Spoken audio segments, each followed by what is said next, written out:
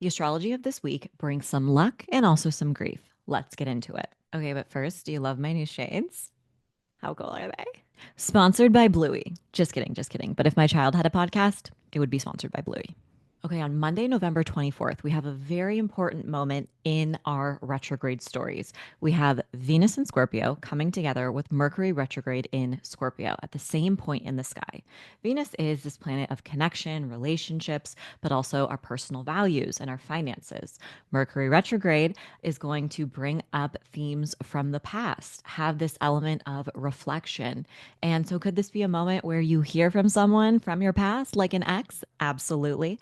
Could it also be a moment where you smooth over an issue that you've ignored in the past? Certainly. This energy is also an opportunity to embody your values, to say the quiet part out loud. If there are aspects of your pleasure, your desire that you tend to ignore in some way, this is a moment to embrace it. Now, this planetary connection is happening at 22 degrees of Scorpio. So, if you have any planets or placements around 22 degrees of Taurus, Leo, Scorpio, or Aquarius, you'll feel the effects of this the most intensely. On the same day, Mars in Sagittarius is forming a square with the nodes of fate and destiny.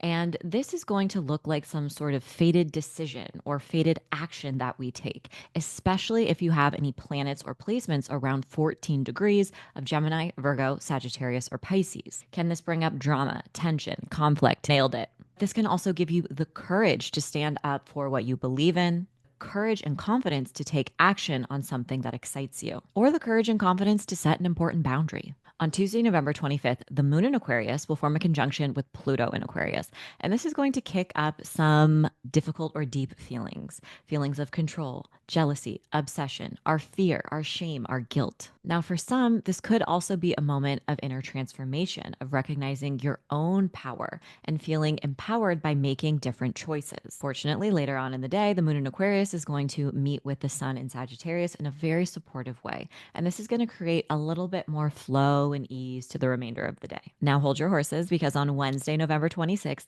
Venus in Scorpio forms a trine with Jupiter in Cancer. Jupiter and Venus are the two luckiest planets in the sky. And so when they come together in a very supportive and gentle connection, it brings a deeper sense of luck and abundance and support our way, but also gratitude. Now, these two planets are meeting in water signs, which evokes our emotional world. This could be a great time to tell someone how much you love them or appreciate them.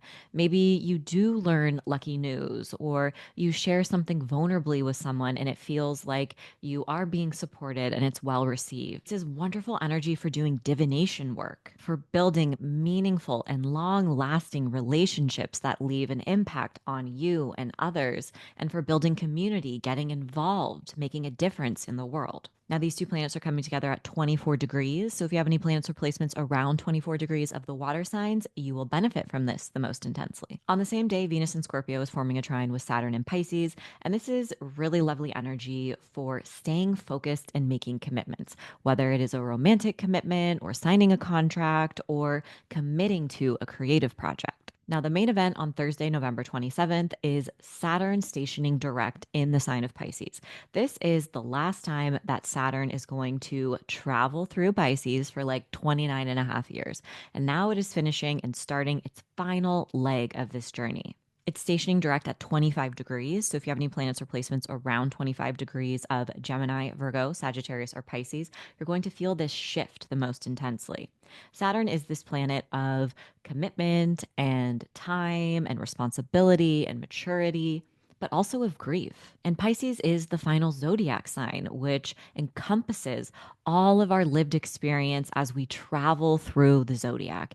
And I don't think it is a coincidence that Saturn is stationing direct and ending its retrograde on the same day as Indigenous Mourning Day, also known as Thanksgiving in the United States. This is going to be a very important and powerful time to recognize the collective grief around this day, to honor the true origins of this day, and to reflect on ways in which you can give back and get involved, whether it's monthly reparations, volunteering some of your time or your skills to local organizations, but really finding out whose land are you living on and occupying. You can do so by going to native-land.ca and praying for those people, their ancestors, and acknowledging the very real and still present grief that sits with them and their communities today, and having important conversations about the truth of this quote unquote holiday with your loved ones if you are gathering with loved ones. Now, I also think it's super important to acknowledge that if we didn't live in capitalism, we wouldn't need one day a year to be grateful. So I think that is also something that is top of mind. Can you look forward to gathering with your families, but also hold the truth of this horrible genocidal day? Absolutely. And I think moving forward, it's important to reflect on how can we continue to hold that gratitude for our loved ones on an ongoing basis in a society that doesn't exactly set us up for success to do so. On Friday, November 28th, the moon in Pisces is going to form a square with Mars in Sagittarius. And this is going to kick up either conflicting energy, argumentative energy, or just a lot of momentum and drive. It could be a day where you are running around, getting things done, but it could also be a day where you're getting invites with people. Saturday, November 29th brings the day we've all been waiting for. Mercury retrograde ends in Scorpio.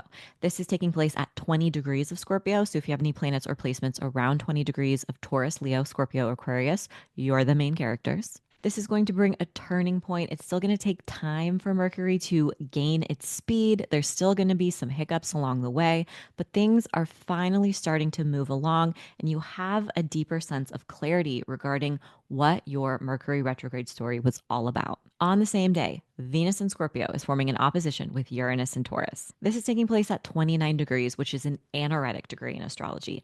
That means that there's extra tension and energy and frenetic energy kind of baked into this aspect. Uranus is this planet of instability, surprise, sudden events, breakthroughs, and Venus is our relationships, but it is also our personal values, our hobbies, what we enjoy. So this could be totally a day where you're craving more independence, more space. Maybe there is a sudden breakup. Maybe you meet someone out of the blue. Maybe you try out a new hobby or activity that you really enjoy. Maybe you have a creative download. Interactions with other people can feel eccentric, odd, destabilizing, or even inspiring. But one thing's for sure, the energy is unpredictable. On Sunday, November 30th, Venus enters Sagittarius, and this is going to change up our love language. Now, Venus is moving through a mutable sign, which craves more novelty and experience and has this curiosity to it. So, if you're trying to pin someone down, maybe wait until Venus is in Capricorn. But this is a really great time to learn new things, to invest in learning a new language, learning tarot, learning something that interests you spiritually, or even just to take risks and try new things. There is an extra sense of adventure over the next few weeks. If you want to know how this planetary energy is going to affect you and your personal birth chart, you can tune into my podcast, Daily Horoscope for Your Zodiac Sign with Stephanie Campos. Thanks so much and see you next week.